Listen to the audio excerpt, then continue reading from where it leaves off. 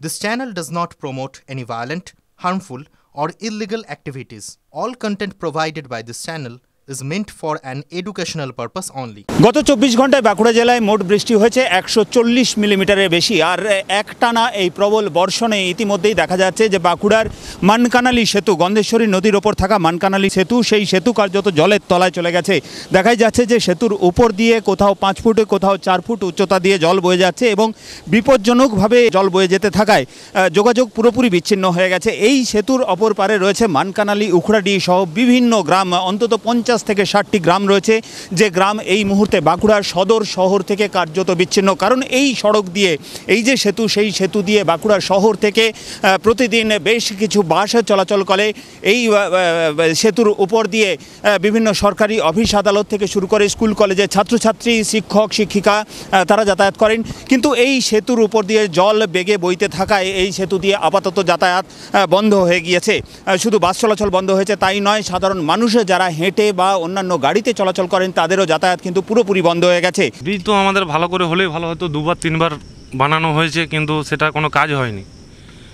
আমরা অনেক রকমভাবেই চাইছি যে আমাদের যাতায়াত চলাচল ভালো হয়, কিন্তু প্রতিবার যখনই বান আসে আমাদের প্রতি বছর আমাদের মানকানালির রাস্তা বন্ধ। এখন 1 কোমরের উপরে জল যাচ্ছে, না রিক্স কে নেবে, পুরো তো রিক্স হয়তো, যোগাযোগ বন্ধ, পুরো যোগাযোগ বিচ্ছিন্ন। 50টা 60টা গ্রামে পুরো যোগাযোগ বিচ্ছিন্ন। কোন কোন গ্রাম? এদিকে মানকানালি, উগড়াডি, আপনার ভোক্তাবান, জামবেদিয়া, এগুলো কুকুড়াজোড় সবই স্কুল কলেজ সব বন্ধ। এদিকে মাস্টারমশাইরা আসবে, আসা যাওয়া করে, 200 মতো মাস্টারমশাই আসা যাওয়া করে, তাদেরও তো বিচ্ছিন্ন হয়ে গেল। প্রতি বছরই তো বর্ষায় ডুবে যাবে, কারণ সেতুটা তো অবস্থা খারাপ করেছে। ওইখানে টাকা কিছু খাইছিল, ওইখানে কিছু কাজ করেছিল, ওইটা ফালতু চলে গেছে কাজটা, ওটা করে তো কিছু লাভ হয়নি। আর প্রতি বছর হচ্ছে, ভিডিও হচ্ছে বা দেখছে, প্রশাসনও দেখছে ভিডিওটা, কিন্তু কাজের কাজ কিছু হয়নি। টাকা খাইয়ে ব্রিজটা যদি ভালো করে করা হয়, কত মানুষের ওইদিকে অসুবিধা হচ্ছে। বাজারে যাওয়ার থেকে শুরু করে হসপিটালে যদি কারো কিছু প্রবলেম হয় 30 কিলোমিটার 40 কিলোমিটার ঘুরে যেতে হবে। তো এটা আমাদেরকে অনেক বছর ধরে ফেস করতে হচ্ছে, আর এটা ফেস করতে হবে পরবর্তীকালে। স্থানীয় বাসিন্দাদের যেটা দাবি যে প্রতি বছর বর্ষা এলেই এই সেতু কার্যত জলের তলায় চলে যায় এবং তার ফলে বেশ কিছুদিন ধরে যাতায়াত বন্ধ থাকে। সাধারণ মানুষ, অসুস্থ রোগী, তারা পড়েন চূড়ান্ত সমস্যায়। বারংবার তারা প্রশাসনের দ্বারস্থ হয়েছেন, প্রশাসন সমস্ত জেনেও কার্যত নির্বিকার।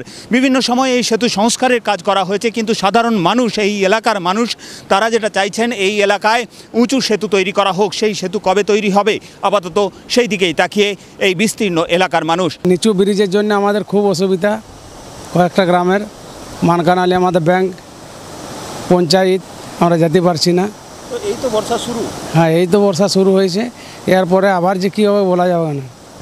বৃষ্টিও তো হয়ে যাচ্ছে। হ্যাঁ বৃষ্টি তো কমছেই নি, বাড়িয়ে যাচ্ছে, জল বাড়িয়ে যাচ্ছে। রাতে হালকা ছিল, আজ সকাল থেকে তো পুলের ওপর হয়ে গেছে।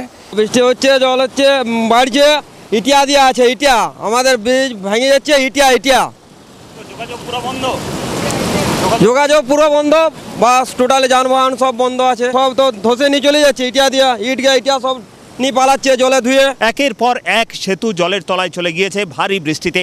এখনো পর্যন্ত আকাশে মেঘ রয়েছে, বৃষ্টি হচ্ছে, আর এই টানা বৃষ্টিতে জল ক্রমশ বাড়ছে প্রত্যেকটি নদীতে। স্বাভাবিকভাবে সাধারণ মানুষের আশঙ্কা যে বর্ষার শুরুতেই যদি এমন পরিস্থিতি হয়, এইভাবে যোগাযোগ কার্যত বিচ্ছিন্ন হয়ে যায় সেতু ডুবে যাওয়ার কারণে, তাহলে ভরা বর্ষায় কি হবে সেই আশঙ্কাতেই আপাতত দিন গুনছে বাঁকুড়ার মানুষ।